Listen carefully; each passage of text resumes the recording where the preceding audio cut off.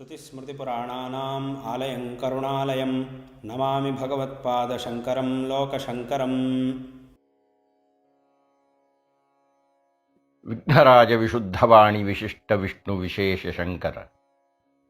ವಾಯು ಜಲ ಗಗನ ಅನಲ ಅಣು ಓಂಕಾರ ಬ್ರಹ್ಮಾಂಡ ಆದಿಮಧ್ಯ ಅಂತದ ವ್ಯಾಪ್ತಕ್ಕೆ ಸಚ್ಚಿತ್ ಆನಂದ ಆತ್ಮಜ್ಞಾನಕ್ಕೆ ರೂಪು ನೂರರ ಶುದ್ಧ ಚೈತನ್ಯಕ್ಕೆ ನಮೋ ನಮಃ. ಕೇರಳ ರಾಜ್ಯ, ಆ ರಾಜ್ಯದ ರಾಜ ರಾಜಶೇಖರ. ರಾಜಶೇಖರನೆಂಬ ಹೆಸರಿನ ರಾಜನಾಳುತ್ತಲಿದ್ದ ಕೇರಳ ರಾಜ್ಯವನ್ನು ತಾಂ ನೀತಿ ಧರ್ಮದ ಸತ್ಯ ಮಾರ್ಗದಲ್ಲಿ ರತ್ನಾಕರ ಭಟ್ರು ಬಹಳ ಸೊಗಸಾಗಿ ಇದನ್ನೆಲ್ಲ ವರ್ಣನೆ ಮಾಡ್ತಾರೆ. ಕೇರಳ ರಾಜ್ಯ, ಅದರ ಸಂಪತ್ತು, ಅದರ ವೈಭವ, ಅದರಲ್ಲಿರ್ತಕ್ಕಂಥ ಜನ ಸಮುದಾಯದ ವೃತ್ತಿಗಳು, ಅಲ್ಲಿ ಇರತಕ್ಕಂಥ ಕಾಡು ಮೇಡು ಪ್ರಾಣಿ ಪಕ್ಷಿಗಳು, ಒಂದೇ ಎರಡೇ ಅತ್ಯಂತ ಸುಂದರವಾಗಿ ಕೇರಳ ರಾಜ್ಯವನ್ನು ವರ್ಣನೆ ಮಾಡಿದ್ದಾರೆ. ಆ ರಾಜಶೇಖರ ತಾನು ಕನಸಿನಲ್ಲಿ ಕಂಡಂಥ ದಿವ್ಯ ಲಿಂಗವನ್ನು ಪ್ರತ್ಯಕ್ಷವಾಗಿ ಹೋಗಿ ನೋಡಿ ಬಂದು ಸಾಮುದ್ರಿಕರನ್ನು, ಪುರೋಹಿತರುಗಳನ್ನು, ಪಂಚಾಂಗ ಕರ್ತೃಗಳನ್ನು, ಆಗಮಿಕರನ್ನು ಎಲ್ಲರನ್ನೂ ಕರೆಸಿದ್ದಾನೆ. ಆತ ಈಗೇನು ಮಾಡಬೇಕು? ತೇಜಸ್ವಿಯಾಗಿರತಕ್ಕಂತಹ ಸ್ಫಟಿಕ ಲಿಂಗದಂತೆ ಹೊಳೆಯುತ್ತಾ ಇರತಕ್ಕಂತಹ ಆ ವೃಷಭಾಚಲೇಶ್ವರ ಹೆಸರಿಟ್ಟಿದ್ದಾಗೋಯ್ತಾಗಲೇ ವೃಷಭಾಚಲೇಶ್ವರನ ಆ ಸಾನ್ನಿಧ್ಯದಲ್ಲಿ ಸ್ವಯಂಭೂಲಿಂಗವಾಗಿ ತೇಜೋಮಯವಾಗಿ ಕಾಣಿಸ್ತಾ ಇರತಕ್ಕಂಥ ಆ ಲಿಂಗದ ದರ್ಶನವನ್ನು ಮಾಡಿ ಬಂದಂತಹ ಎಲ್ಲ ಧಾರ್ಮಿಕರು, ವಿಶೇಷವಾಗಿ ಜ್ಯೋತಿಷಿಗಳು, ಪುರೋಹಿತರುಗಳು, ಸಾಮುದ್ರಿಕರು ಎಲ್ಲ ರಾಜನ ಆಸ್ಥಾನದಲ್ಲಿ ಕುಳಿತಿದ್ದಾರೆ. ಆ ದಿವಸ ಅನೇಕ ಬೇರೆ ಬೇರೆಯ ರಾಜ್ಯಗಳ ಪ್ರಮುಖರನ್ನು ಆ ರಾಜಶೇಖರ ಆಹ್ವಾನಿಸಿದ್ದಾನೆ ಆ ಸಭೆಗೆ. ಜಗತ್ತಿನ ಒಡೆಯನಾಗಿರತಕ್ಕಂತಹ ಆ ವೃಷಭಾಚಲೇಶ್ವರನ ದರ್ಶನಕ್ಕಾಗಿ ಯಾವತ್ ಭಾರತ ದೇಶದ ಎಲ್ಲ ರಾಜ್ಯಗಳ ಪ್ರಮುಖರು ಆಗಮಿಸಿದ್ದಾರೆ. ಅಂದಿನ ಸಭೆಯ ಪ್ರಾರಂಭವನ್ನು ತಿರುವಣ್ಣಾಮಲೆಯಿಂದ ಆಗಮಿಸಿರತಕ್ಕಂತಹ ತಿರುನೀಲಕಂಠ ಅಯ್ಯರ್ರವರು ಆರಂಭ ಮಾಡಿದ್ದಾರೆ. 2-3 ತರಹದ ಅರ್ಚನೆಗಳುಂಟು. ಒಂದು ಬಿಂಬಾರ್ಚನೆ, ಇನ್ನೊಂದು ರೇಖಾರ್ಚನೆ, ಇನ್ನೊಂದು ಅಗ್ನಿಯರ್ಚನೆ. ಈ ರೀತಿಯಾಗಿ ಹಲವಾರು ಅರ್ಚನೆಗಳುಂಟು. ಅದರಲ್ಲಿ ಬಿಂಬ ಅಂದರೆ ನಾವು ನಂಬಿರತಕ್ಕಂತಹ ದೈವಕ್ಕೆ ಆಕಾರವೊಂದನ್ನು ಕೊಟ್ಟು ಶಿಲೆಯಲ್ಲಿ ಕೆತ್ತಿಸಿ ಅದಕ್ಕೆ ಪಂಚಾಮೃತಾಭಿಷೇಕ ಇತ್ಯಾದಿ ಅರ್ಚನೆಗಳನ್ನು ಮಾಡತಕ್ಕದ್ದು. ಪ್ರತಿಮೆಗಳಲ್ಲೆಲ್ಲ ಅತ್ಯಂತ ಪ್ರಾಚೀನವಾಗಿರತಕ್ಕದ್ದು, ಹೆಚ್ಚು ಆಕಾರವಿಲ್ಲದೇ ಇರತಕ್ಕಂಥದ್ದು, ನಿರಾಕಾರ ಸ್ವರೂಪವಾಗಿರತಕ್ಕಂಥದ್ದು ಶಿವಲಿಂಗ. ಆದ್ದರಿಂದ ಶಿವಲಿಂಗದ ಪ್ರತಿಷ್ಠಾಪನೆಯಾಗಬೇಕಾಗಿದ್ದರೆ ಕೆಲವು ವಿಧಾನಗಳಿವೆ. ಆ ವಿಧಾನಗಳಲ್ಲಿ ಆ ಮೂರ್ತಿಯನ್ನು ಜಲವಾಸ ಮಾಡಬೇಕು, ಧಾನ್ಯವಾಸ ಮಾಡಬೇಕು, ಏನೇನೋ ಕ್ರಮಗಳಿವೆ. ಹೀಗಾಗಿ ಯಾವುದೇ ಪ್ರತಿಮೆಯನ್ನು ಸ್ಥಾಪನೆ ಮಾಡುವುದಕ್ಕಿಂತ ಮುನ್ನ ಅದನ್ನು ನೀರಿನಲ್ಲಿ ಮುಳುಗಿಸಬೇಕು, ಭತ್ತದಲ್ಲಿ ಮುಳುಗಿಸಬೇಕು, ಹೀಗೆ ಇತ್ಯಾದಿ ವಾಸಗಳನ್ನು ಅನುಭವಿಸಿ ಆಮೇಲೆ ಪ್ರತಿಷ್ಠೆ ಮಾಡಬೇಕದನ್ನು. ತಿರುನೀಲಕಂಠ ಅಯ್ಯರವರು ಹೇಳ್ತಾ ಇದ್ದಂತೆಯೇ ಗೋಕರ್ಣದಿಂದ ಬಂದಿದ್ದಂತಹ ವೆಂಕಟರಮಣ ಶಾಸ್ತ್ರಿಗಳು ಹೇಳಿದರು, ಇದೆಲ್ಲ ಪ್ರತಿಮಾ ಪ್ರತಿಷ್ಠಾಪನೆಗೆ ತಿರುನೀಲಕಂಠ ಅಯ್ಯರವರು ಹೇಳಿದ್ದು ಸರಿ. ಆದರೆ ಇದು ಸ್ವಯಂಭೂಲಿಂಗ. ಸ್ವಯಂಭೂಲಿಂಗವಾದ್ದರಿಂದ ಇದಕ್ಕೆ ಆ ಜಲಾವಾಸ ಇತ್ಯಾದಿಗಳು ಬೇಕಾಗಿಲ್ಲ. ನಾವು ಪ್ರತಿಷ್ಠಾಪನೆ ಮಾಡತಕ್ಕಂತಹ ಲಿಂಗವಾದರೆ ಅದೆಲ್ಲ ಬೇಕು. ನಾವು ಮಾಡ್ತಾ ಇಲ್ಲ ಸ್ವಾಮಿ, ಅದು ಸ್ವಯಂಭೂಲಿಂಗ ಆಗಿದೆ. ಆದ್ದರಿಂದ ಆ ರೀತಿಯ ಕ್ರಮಗಳನ್ನೆಲ್ಲ ಇದಕ್ಕೆ ಅನ್ವಯಿಸಬೇಕಾಗಿಲ್ಲ ಅಂತ ಹೇಳಿ. ಕೇದಾರನಾಥದಿಂದ ಬಂದಿರತಕ್ಕಂತಹ ಶಿವಲಿಂಗ ಮಹಾಸ್ವಾಮಿಗಳು ಹೇಳ್ತಾರೆ, ಸಾಮಾನ್ಯವಾಗಿ ದೇವಸ್ಥಾನ ಅಂದರೆ ಗರ್ಭಗೃಹ ಅಂತ ಕರೀತಾರೆ ಅದನ್ನು. ಆದರೆ ನಿಜವಾದ ಅರ್ಥದಲ್ಲಿ ಜನರೆಲ್ಲರೂ ಗರ್ಭಗೃಹವನ್ನು ಮಾಡುವುದಿಲ್ಲ, ಗೃಹಗರ್ಭವನ್ನು ಮಾಡುತ್ತಾರೆ. ಅಂದರೆ ಗರ್ಭಗೃಹಕ್ಕೂ ಗೃಹಗರ್ಭಕ್ಕೂ ಇರತಕ್ಕಂತಹ ಮೂಲಭೂತವಾದ ವ್ಯತ್ಯಾಸ ಅಂದರೆ, ಮೂರ್ತಿಯನ್ನು ಪ್ರತಿಷ್ಠಾಪನೆ ಮಾಡಿ ಆಮೇಲೆ ಸುತ್ತಲೂ ಗೋಡೆಗಳನ್ನು ನಿರ್ಮಾಣ ಮಾಡತಕ್ಕಂಥದ್ದು ಗೃಹಗರ್ಭ. ಸಾಮಾನ್ಯವಾಗಿ ಹಾಗೆ ಆಗುತ್ತೆ. ಅಂದರೆ ದೇವಸ್ಥಾನವನ್ನು ಕಟ್ಟಿ ಪ್ರಾಕಾರಗಳನ್ನೆಲ್ಲ ನಿರ್ಮಾಣ ಮಾಡಿ ದ್ವಾರಗಳನ್ನೆಲ್ಲ ಸ್ಥಾಪನೆ ಮಾಡಿ ಇನ್ನೇನು ಪ್ರತಿಷ್ಠಾಪನೆ ಮಾಡ್ತೀವಿ ಅಂತ ಎಲ್ಲರಿಗೂ ಹೇಳಿ ಎಲ್ಲ ಮಹಾಜನರ ಸಮ್ಮುಖದಲ್ಲಿ ಆ ಪ್ರತಿಮೆಯನ್ನು ತಂದು ಅಲ್ಲಿ ಪ್ರತಿಷ್ಠಾಪನೆ ಮಾಡ್ತಾರೆ. ಅದು ಗರ್ಭಗೃಹ ಅಲ್ಲ, ಅದು ಗೃಹಗರ್ಭ. ಗರ್ಭಗೃಹ ಅಂತ ಕರೆಯಲ್ಪಡಬೇಕಾಗಿದ್ದರೆ ಮೊದಲು ಪ್ರತಿಮೆಯನ್ನು ಸ್ಥಾಪನೆ ಮಾಡಿ ಆನಂತರ ಗುಡಿಯನ್ನು ಸುತ್ತಲೂ ಕಟ್ಟತಕ್ಕಂಥದ್ದು. ಇಂಥದ್ದು ಬಹಳ ವಿರಳ. ಗೃಹಗರ್ಭಗಳೇ ಜಾಸ್ತಿ. ಆದರೆ ಇಲ್ಲೇನಾಗಿದೆ, ವೃಷಭನಾಥೇಶ್ವರನ ಸಂದರ್ಭದಲ್ಲಿ ಕೇದಾರನಾಥದಲ್ಲಿ ಇರುವಂತೆ ಮೊದಲು ಸ್ವಯಂಭೂ ಲಿಂಗ ಪ್ರತ್ಯಕ್ಷವಾಗಿ ಈಗ ನಾವು ಗರ್ಭಗುಡಿಯನ್ನು ಕಟ್ತಾ ಇದ್ದೇವೆ. ಆದ್ದರಿಂದ ಇದು ಗರ್ಭಗೃಹ ಅನ್ನತಕ್ಕಂಥ ವಿಶೇಷವಾಗಿರತಕ್ಕಂಥ ಮನ್ನಣೆಗೆ ಪಾತ್ರವಾಗುತ್ತೆ ಅಂತ ವಿವರಣೆಯನ್ನು ಕೊಟ್ಟರು. ಮಧುರೈನಿಂದ ಬಂದಿರತಕ್ಕಂತಹ ಶಾಸ್ತ್ರಿಗಳು ಹೇಳ್ತಾರೆ, ನೀವು ದೇವಸ್ಥಾನವನ್ನು ಕಟ್ಟಿದಾಗ ಏನು ಕಟ್ತೀರೋ ಬಿಡ್ತೀರೋ, ಮಹಾರಾಜರು ಹಾಗೂ ಯತಿಗಳೇನಾದರೂ ಆ ದೇವಸ್ಥಾನಕ್ಕೆ ಭೇಟಿ ಕೊಡಬೇಕಾಗಿದ್ದರೆ ಅನಿವಾರ್ಯವಾಗಿ ಆ ದೇವಸ್ಥಾನದಲ್ಲಿ ಎರಡು ಪ್ರಧಾನ ಅಂಶಗಳು ಇರಬೇಕು.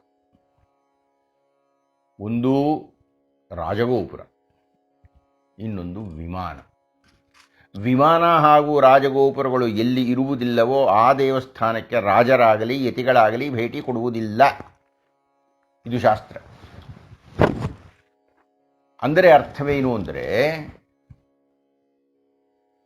ಗರ್ಭಗುಡಿಯೋ, ಅದರ ಸುತ್ತಲೂ ಶುಕನಾಸಿಯೋ, ಅದರ ಸುತ್ತಲೂ ಮುಖಮಂಟಪವೋ, ಅದರ ಸುತ್ತಲೂ ಹೀಗೇನೇನೋ ಪ್ರಾಕಾರಗಳೆಲ್ಲ ಇರುತ್ತಲ್ಲ, ಆ ಪ್ರಾಕಾರದಲ್ಲಿ 4 ದಿಕ್ಕುಗಳಿಗೂ 4 ದ್ವಾರಗಳು ಇರಬೇಕು. ಪೂರ್ವ ದಿಕ್ಕಿನಲ್ಲಿ ಇರತಕ್ಕಂತಹ ದ್ವಾರದ ಮೇಲೆ ಗೋಪುರವನ್ನು ಕಟ್ಟಬೇಕು ಮೊದಲು. ಉಳಿದ ದಿಕ್ಕುಗಳ ವಿಷಯ ಆನಂತರ. ಪೂರ್ವ ದಿಕ್ಕಿನಲ್ಲಿ ಇರತಕ್ಕಂತಹ ದ್ವಾರದ ಮೇಲಿನ ಗೋಪುರ ನಿರ್ಮಾಣವಾಗಿ ಆ ಗರ್ಭಗೃಹ ಇರುತ್ತಲ್ಲ, ಗರ್ಭಗುಡಿ ಅಂತ ಕರಿತೀವಲ್ಲ, ಅದರ ಮೇಲೆ ಒಂದು ಗೋಪುರ ಬರಬೇಕು. ಈ ಗರ್ಭಗುಡಿಯ ಮೇಲಿನ ಗೋಪುರಕ್ಕೆ ವಿಮಾನ ಅಂತ ಕರೀತಾರೆ. ಹೀಗಾಗಿ ಯಾವ ದೇವಸ್ಥಾನದಲ್ಲಿ ಉಳಿದಿದ್ದು ಯಾವುದಿದೆಯೋ ಬಿಟ್ಟಿದೆಯೋ, ಈ ವಿಮಾನ ಹಾಗೂ ರಾಜಗೋಪುರ ಅದು 2 ಇದ್ದರೇನೇ ಶಾಸ್ತ್ರೀಯವಾಗಿ ಅದು ಮಾನ್ಯವಾಗಿರತಕ್ಕಂತಹ ದೇವಸ್ಥಾನ ಅಂತ ಆಗುತ್ತೆ ಅಂತ ಹೇಳಿ. ಕಾಶಿಯಿಂದ ಬಂದಿರತಕ್ಕಂಥ ಕಾಶಿ ವಿಶ್ವನಾಥ ಶಾಸ್ತ್ರಿಗಳು ಇದ್ದು ಹೇಳ್ತಾರೆ, ಪಶ್ಚಿಮ ದಿಕ್ಕಿನಲ್ಲಿ ಕೊಳವನ್ನು ನಿರ್ಮಾಣ ಮಾಡಬೇಕು, ಪುಷ್ಪವಾಟಿಕೆ ಇಂಥ ಸಂದರ್ಭದಲ್ಲಿ ಇರಬೇಕು. ಅದರಲ್ಲಿಯೂ ಇದು ಈಶ್ವರನ ದೇವಸ್ಥಾನವಾಗಿರತಕ್ಕಂಥ ಕಾರಣದಿಂದ ಜನಸಾಮಾನ್ಯರು ದೇವಸ್ಥಾನವನ್ನು ಕಟ್ಟಿದರೆ ಆಗೋದಿಲ್ಲ. ಆದರೆ ಮಹಾರಾಜರು ಕಟ್ಟಿದರೆ ಆ ಗರ್ಭಗುಡಿಯ ಸುತ್ತಲೂ ಇರತಕ್ಕಂತಹ ಪ್ರಾಂಗಣದಲ್ಲಿ ಅತ್ತ ಇತ್ತ ನಾನು ಸಲಹೆ ಕೊಡ್ತಾ ಇದ್ದೇನೆ ಸ್ವಾಮಿ, ಶತಾಷ್ಟೋತ್ತರ ಶಿವನಾಮಗಳನ್ನು ಸ್ಕಾಂದ ಪುರಾಣದಲ್ಲಿ ಹೇಳಿದ್ದಾರೆ. ಶಿವ ಮಹೇಶ್ವರ ಶಂಭು ಪಿನಾಕೀಶ ಶಿಶೇಖರ ವಾಮದೇವೋ ವಿರೂಪಾಕ್ಷ ಕಪರ್ದಿ ನೀಲಲೋಹಿತ ಶಂಕರ ಶೂಲಪಾಣಿಶ್ಚ ಖಟ್ವಾಂಗೀ ವಿಷ್ಣುವಲ್ಲಭ ಶಿವಿವಿಷ್ಟ ಅಂಬಿಕಾನಾಥ ಶ್ರೀಕಂಠ ಭಕ್ತವತ್ಸಲ ಭವ ಶರ್ವ ತ್ರಿಲೋಕೇಶ ಶಿತಿಕಂಠ ಶಿವಪ್ರಿಯ ಉಗ್ರ ಕಪಾಲಿ ಕಾಮಾರಿ ಅಂಧಕಾಸುರಸೂದನ ಭೀಮ ಪರಶುಹಸ್ತಶ್ಚ ಮೃಗಪಾಣಿರ್ಜಟಾಧರ ಗಂಗಾಧರ ಲಲಾಟಾಕ್ಷ ಕಾಲಕಾಲ ಕೃಪಾನಿಧಿ ಕೈಲಾಸವಾಸಿ ಕವಚೀ ಕಠೋರ ತ್ರಿಪುರಾಂತಕ ವೃಷಾಂಕೋ ವೃಷಭಾರೂಢ ಭಸ್ಮೋದ್ಧೂಳಿತ ವಿಗ್ರಹ ಇತ್ಯಾದಿ 108 ಈಶ್ವರನ ನಾಮಗಳಿಗೆ ಅನುಗುಣವಾಗಿ ವೃಷಭಾಚಲೇಶ್ವರನನ್ನು ಮಧ್ಯದಲ್ಲಿ ಕೂಡಿಸಿಕೊಂಡು ಎರಡೂ ಕಡೆಗಳಲ್ಲಿ 108 ಶಿವಲಿಂಗಗಳನ್ನು ಸ್ಥಾಪನೆ ಮಾಡಬೇಕು ಅಂತ ಕಾಶಿಯ ವಿಶ್ವನಾಥ ಶಾಸ್ತ್ರಿಗಳು ಹೇಳ್ತಾ ಇದ್ದಂತೆ ಎಲ್ಲ ಸದಸ್ಯರು ಅದನ್ನು ಅನುಮೋದನೆ ಮಾಡಿದರೂ ಜನಸಾಮಾನ್ಯರು ದೇವಸ್ಥಾನವನ್ನು ಕಟ್ಟಿದರೆ ಆಗೋದಿಲ್ಲ. ಹೀಗೆ ಮಹಾರಾಜರೇ, ನೀವು ರಾಜಶೇಖರ, ಆದ್ದರಿಂದ ಇಂತಹ ದಿವ್ಯವಾದ ದೇವಸ್ಥಾನವನ್ನು ಕಟ್ಟಿಸಿ. ಈ ಚರ್ಚೆಗಳು ನಡೀತಾ ಇದ್ದಾಗ ಪ್ರತಿಹಾರಿಯೊಬ್ಬ ಬಂದು ಹೇಳಿದೆ, ಗುರುಗಳು ಬರ್ತಾ ಇದ್ದಾರೆ, ರಾಜಗುರುಗಳು ಬರ್ತಾ ಇದ್ದಾರೆ. ರಾಜಶೇಖರನು ಎದ್ದು ನಿಂತ, ಉಳಿದವರು ಎದ್ದು ನಿಂತರು. ಕೈನಲ್ಲಿ ರಾಜದಂಡವನ್ನು ಹಿಡಿದಿರತಕ್ಕಂತಹ ಅತ್ಯಂತ ತೇಜಸ್ವಿಯಾದ ವಿಪ್ರೋತ್ತಮರೊಬ್ಬರು ಬಂದಿದ್ದಾರೆ. ಶಿಖೆಯನ್ನು ಕಟ್ಟಿ ಕೇರಳಕ್ಕೆ ವಿಶೇಷವಾಗಿರತಕ್ಕಂಥ ಸಂಪತ್ತಿನ ಶಿಖೆಯನ್ನು ಧರಿಸಿ ಬೆಳ್ಳಿಯ ರಾಜದಂಡವನ್ನು ಹಿಡಿದು ಅವರು ಬರ್ತಾ ಇದ್ದರೆ ಅವರ ಹಿಂದೆ ಅನುಸರಿಸಿಕೊಂಡು 100 ಮಂದಿ ಶಿಷ್ಯರು ಬರ್ತಾ ಇದ್ದಾರೆ. ಅಲ್ಲಿದ್ದಂಥ ಸದಸ್ಯರೆಲ್ಲ ಇದ್ದು ನಿಂತು, ಆಚಾರ್ಯ ಆತ್ರೇಯರು ಆಗಮಿಸಿದ್ದಾರೆ. ಆತ್ರೇಯರು ಅಂತ ಹುರುಗಲವಾಡಿ ಲಕ್ಷ್ಮೀ ನರಸಿಂಹಶಾಸ್ತ್ರಿಗಳು ತಮ್ಮ ಕೃತಿಯಲ್ಲಿ ಬರೆದಿದ್ದಾರೆ. ಆ ಆಚಾರ್ಯರು ಬರ್ತಾ ಇದ್ದ ಹಾಗೆ ರಾಜನಿ ಮೊದಲಾಗಿ ಎಲ್ಲರೂ ಅವರಿಗೆ ಅಭಿವಾದನೆ ಮಾಡಿದ್ದಾರೆ. ಬೆಳ್ಳಿಯ ಸಿಂಹಾಸನದಲ್ಲಿ ಅವರನ್ನು ಕೂಡಿಸಿದ್ದಾರೆ ಮತ್ತು ಅಲ್ಲಿಯ ತನಕ ನಡೆದಿರತಕ್ಕಂಥ ಎಲ್ಲ ವಿಷಯಗಳನ್ನು ಅವರಿಗೆ ಮನವರಿಕೆ ಮಾಡಿದ್ದಾರೆ. ಸ್ವಾಮಿ, ತಾವು ಹೇಗೆ ಮುಂದುವರಿಸ್ತೀರೋ ಹಾಗೆ ನಾವು ಕೇಳ್ತೀವಿ ಅಂತ ರಾಜಶೇಖರ ಹೇಳಿದ್ದಾರೆ. ಆಚಾರ್ಯರು ಹೇಳಿದರು, ಅವರೆಲ್ಲ ಮಾತಾಡಿರ್ತಕ್ಕಂಥದ್ದು ಸರಿ. ನಮ್ಮಲ್ಲಿ ಈಶ್ವರ ಸಂಹಿತೆ ಉಂಟು, ನಮ್ಮಲ್ಲಿ ಪುಷ್ಕರ ಸಂಹಿತೆ ಉಂಟು, ನಮ್ಮಲ್ಲಿ ಮಹಾಸ್ಕಂದ ಸಂಹಿತೆಯುಂಟು, ನಮ್ಮಲ್ಲಿ ಅನಿರುದ್ಧ ಸಂಹಿತೆಯುಂಟು. ಹೀಗಾಗಿ ಅನೇಕ ಸಂಹಿತೆಗಳಿದೆ. ಹಯಶೀರ್ಷ ಸಂಹಿತೆ ಎನ್ನತಕ್ಕಂಥದ್ದು ಬಹಳ ಪ್ರಧಾನವಾಗಿರತಕ್ಕದ್ದು. ಇಂತಹ ದೇಗುಲ ನಿರ್ಮಾಣವಾಗಬೇಕಾಗಿದ್ದರೆ ಈ ಸಂಹಿತೆಗಳನ್ನೆಲ್ಲ ಅಧ್ಯಯನ ಮಾಡಿ ಆ ಸಂಹಿತೆಗಳು ಕೊಡತಕ್ಕಂತಹ ನಿರ್ದೇಶನದಂತೆ ದೇಗುಲವನ್ನು ನಿರ್ಮಾಣ ಮಾಡಬೇಕು. ಆದ್ದರಿಂದ ಈ ಸಂಹಿತೆಗಳಲ್ಲಿ ಅಧಿಕಾರವನ್ನು ಹೊಂದಿರತಕ್ಕಂತಹ ಒಬ್ಬ ಮಹಾನ್ ಪಂಡಿತರನ್ನ, ಋಷಿಯಂತೆ ತನ್ನ ಜೀವನವನ್ನು ಬದುಕುತ್ತಾ ಇರತಕ್ಕಂಥ ವಿಪ್ರೋತ್ತಮರನ್ನ ಮಹಾರಾಜ ನೀನು ಕರೆಸಬೇಕಾಗತ್ತೆ ಅವರ ನೇತೃತ್ವದಲ್ಲಿ ಈ ಒಂದು ಗುಡಿಯ ನಿರ್ಮಾಣ ಆಗಬೇಕು. ಮತ್ತು ಸಾಧ್ಯ ಆದರೆ ಅವರನ್ನೇ ಪ್ರಧಾನ ಅರ್ಚಕರನ್ನಾಗಿ ಈ ಗುಡಿಗೆ ನೇಮಿಸಬೇಕು. ರಾಜಶೇಖರ ಕೇಳಿದ, ಅಂತಹವರು ಯಾರಿದ್ದಾರೆ, ಅವರನ್ನು ಸ್ವಾಗತಿಸೋಣ. ಅಲ್ಲಿದ್ದಂತಹ ತಿರುನೀಲಕಂಠ ಅಯ್ಯರ್ರವರು ಹೇಳಿದರು, ಮಹಾರಾಜ, ನಾನು ಪಕ್ಕದ ರಾಜ್ಯದಲ್ಲಿದ್ದರೂ ನಿಮ್ಮ ರಾಜ್ಯದಲ್ಲಿ ಒಬ್ಬ ಮಹಾತ್ಮ ಇದ್ದಾರೆ, ಮಹಾಸಾತ್ವಿಕ. ಸಂಹಿತೆಗಳನ್ನೆಲ್ಲ ಕರತಲಾಮಲಕ ಮಾಡಿಕೊಂಡಿರತಕ್ಕಂಥವ್ರು. ಅವರ ಹೆಸರು ವಿದ್ಯಾಧಿರಾಜರು ಅಂತ. ಅವರನ್ನು ನೀನು ಇದಕ್ಕೆ ಒಪ್ಪಿಸಿದರೆ ಬಹಳ ಶ್ರೇಷ್ಠವಾಗುತ್ತೆ. ಮಧುರೈನಿಂದ ಬಂದಿರತಕ್ಕಂತಹ ಶಾಸ್ತ್ರಿಗಳು ಹೇಳಿದರು, ನಾನು ಬಹಳ ವರ್ಷಗಳ ಹಿಂದೆ ನನಗೆ ಜ್ಯೋತಿಷದಲ್ಲಿ ಬಂದಿದ್ದಂತಹ ಸಮಸ್ಯೆಯನ್ನು ಕುರಿತು ಮಾತನಾಡಲಿಕ್ಕೆ ನಿಮ್ಮ ಕೇರಳಕ್ಕೆ ಬಂದಿದ್ದೆ. ಆಗ ಬಹಳ ಮಂದಿ ನನಗೆ ಹೇಳಿದರು, ವಿದ್ಯಾಧಿರಾಜರನ್ನು ನೀನು ಭೇಟಿ ಮಾಡಿದರೆ ನಿನ್ನ ಸಂದೇಹ ಪರಿಹಾರ ಆಗುತ್ತೆ ಅಂತ. ಆಗ ನಾನು ಹೋಗಿ ವಿದ್ಯಾಧಿರಾಜರ ಹತ್ತಿರ ನನ್ನ ಸಂದೇಹವನ್ನು ಪರಿಹಾರ ಮಾಡಿಕೊಂಡೆ. ಅವರು ನಿನ್ನ ರಾಜ್ಯದಲ್ಲೇ ಇರತಕ್ಕಂಥವ್ರು. ಮತ್ತೊಬ್ಬ ಶಾಸ್ತ್ರಿಗಳು ಹೇಳಿದರು, ಶಾಸ್ತ್ರ ವಿಷಯದಲ್ಲಿ ಅದು ಛಂದಸ್ಸಿರಲಿ, ಜ್ಯೋತಿಷ ಇರಲಿ, ಕಲ್ಪ ಇರಲಿ, ಯಾವುದೇ ಇರಲಿ, ಅದರ ಬಗ್ಗೆ ಏನಾದರೂ ಸಂದೇಹಗಳು ಇದ್ದರೆ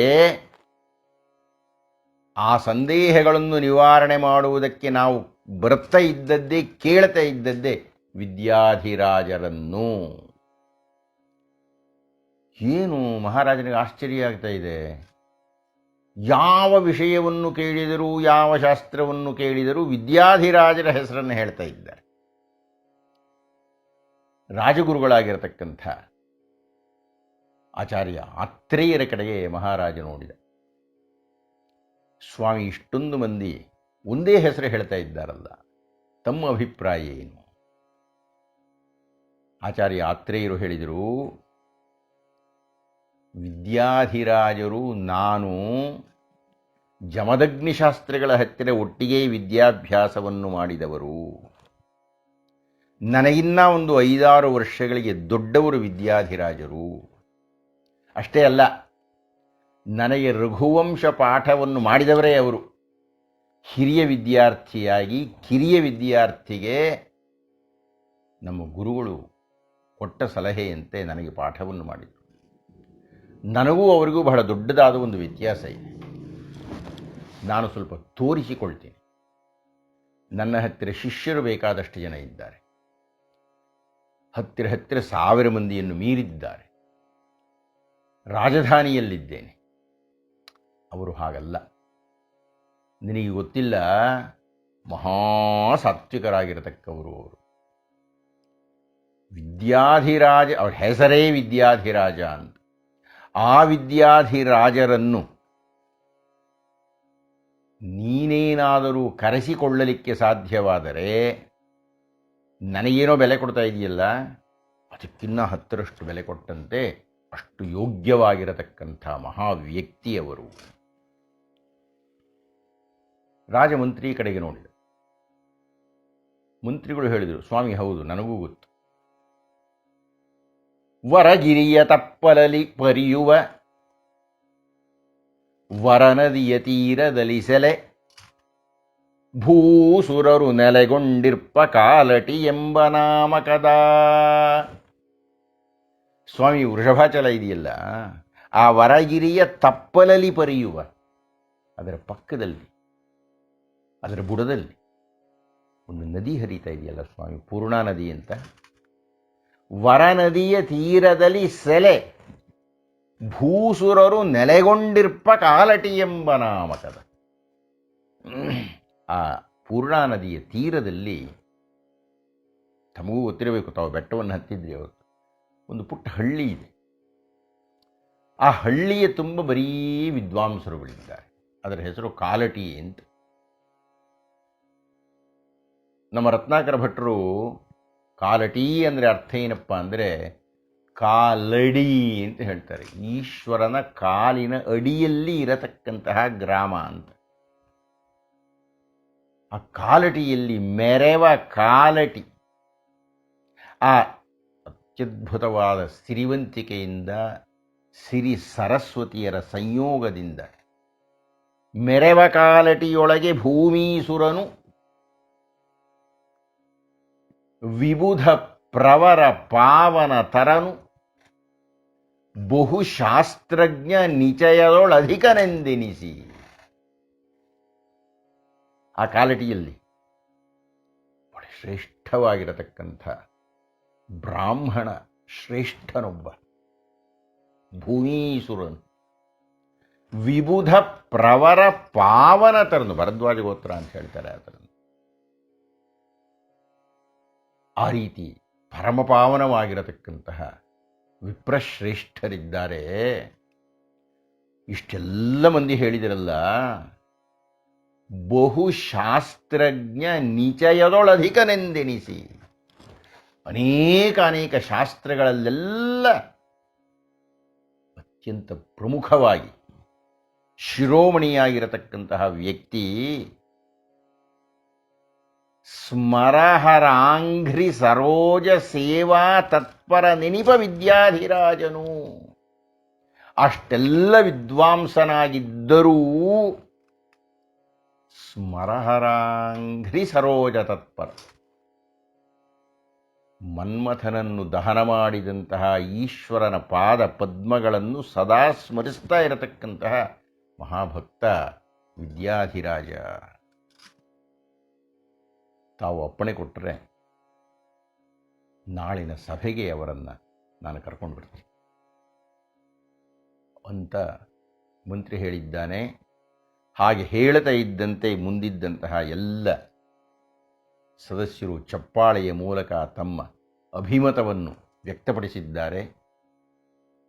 ಆತ್ರೇಯರು ತುಂಬ ಸಂತುಷ್ಟರಾಗಿ ತಮ್ಮ ಹಳೆಯ ಮಿತ್ರರನ್ನು, ಮತ್ತು ಈಗಲೂ ಒಂದು ಸಂಬಂಧ ಇದೆ ಅವರಿಗೂ ಅದೇನು ಅನ್ನುವುದನ್ನು ನಾವು ಮುಂದೆ ನೋಡ್ತೀವಿ, ಹಳೆಯ ಮಿತ್ರರನ್ನು, ಹಿರಿಯ ಮಿತ್ರರನ್ನು, ಸಾತ್ವಿಕ ಶ್ರೇಷ್ಠರನ್ನು, ಶಾಸ್ತ್ರಜ್ಞ ವಿಭುವನ್ನು, ಅತ್ಯಂತ ಸರಳವಾಗಿರತಕ್ಕಂತಹ ಶುದ್ಧ ಮನಸ್ಸಿನ ಪುರಕ್ಕೆ ಹಿತವನ್ನು ಬಯಸುವ ಪುರೋಹಿತ ರತ್ನವನ್ನು